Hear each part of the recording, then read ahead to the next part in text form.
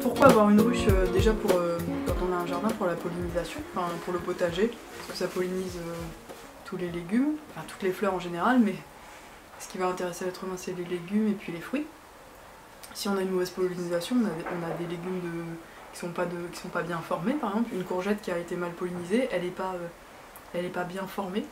Donc en gros, il y a les produits de la ruche. Puis donc celui qu'on connaît le plus, c'est le miel.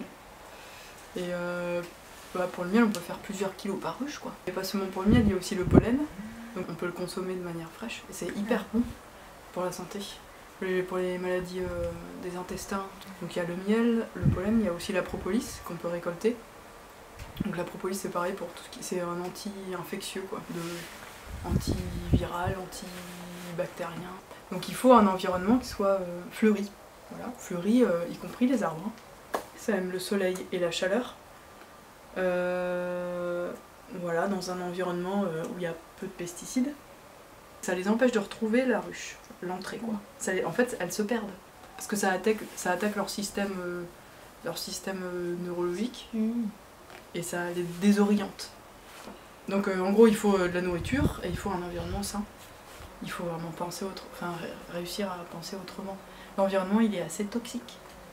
Et, ça les abeilles elles en sont tributaires, comme plein d'autres choses dans la nature. Les chauves-souris, les oiseaux, n'en parlons pas. Voilà. Je pense que ça c'est facile à mettre en place, ça dépend où est-ce qu'on habite.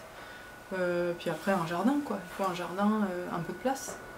Faut pas gêner les riverains. Surtout qu'il y a des gens qui peuvent être allergiques et que c'est mortel. Donc faut quand même faire attention quoi. C'est ça qui est chouette, il y a plein de méthodes de faire de l'apiculture. Après, quand tu veux par exemple gagner du temps ou gagner de l'argent, bon bah tout le monde fait un peu la même chose quoi. Mais si c'est pour chez toi et tout ça, t'es pas du tout obligé d'adopter les pratiques des professionnels. Tu peux très bien avoir une apiculture différente. Moi, je pense que l'avenir il est quelque part un peu comme ça. Je pense que si on était tous un peu plus paysans, agriculteurs, pas forcément l'autonomie, mais quand même un peu quoi. Je pense que ce serait un monde un peu plus équilibré. D'abord, on aurait un sens des réalités aussi, parce que le monde agricole, ça t'apprend, ça te donne le sens des réalités quoi. Le temps que ça prend de faire les choses, le fait qu'on peut pas tout contrôler dans la nature, et c'est très bien comme ça. Comme des valeurs que c'est vrai que quand tu habites en milieu urbain ou tu te rends plus forcément compte de tout ça. On mange du miel comme ça, on en avale comme ça, mais le temps que ça prend à une abeille, tu te rends compte c'est fou quand tu y penses. Alors que nous, on est là avec la cuillère, on y va quoi. Clac sur la tartine. Mais quand tu penses quand même, tu vois, le boulot que c'est. Donc pour ça, c'est bien, je pense. Pour sensibiliser, pour se mettre un peu à